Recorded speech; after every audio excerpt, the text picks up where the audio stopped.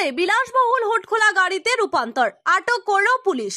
ময়নাগুড়ি শহরের রাস্তা দিয়ে হুডখোলা ভিজেন্ট গাড়ি চলতে দেখে ছুটে যায় সবাই। তবে সামনে যেতেই দেখা যায় আসলে সেটা গাড়ি নয়, একটি টোটো।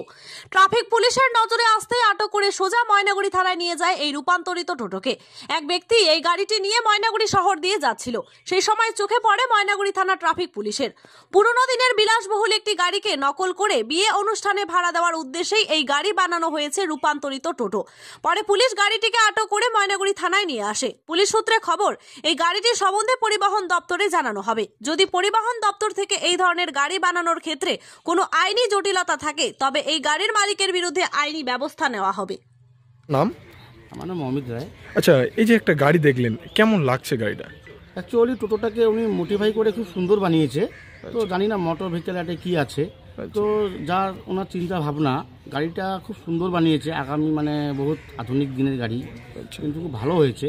তো আমার ব্যক্তিগতভাবে ওনাকে অ্যাওয়ার্ড দেওয়া দরকার, কেন উনি একদম গ্রামের লোক হয়ে, যেহেতু শিলিগুড়ি আমাদের নর্থ বেঙ্গল, আমাদের রাজবংশী এরিয়া, ক্ষমতাপুর অধ্যুষিত এরিয়া, সেখানে উনি ইঞ্জিনিয়ার না হয়েও গাড়িটাকে এত সুন্দর করে বানিয়েছে, তাকে একটা অ্যাওয়ার্ড দেওয়ার দরকার। আচ্ছা, এটা তো অনেক পুরনো গাড়ি, এই মডেলের পুরনো গাড়িগুলো, সেই গাড়িটাকে তুলে ধরেছে, কি বলবো? ভালো, খুব ভালো লাগছে।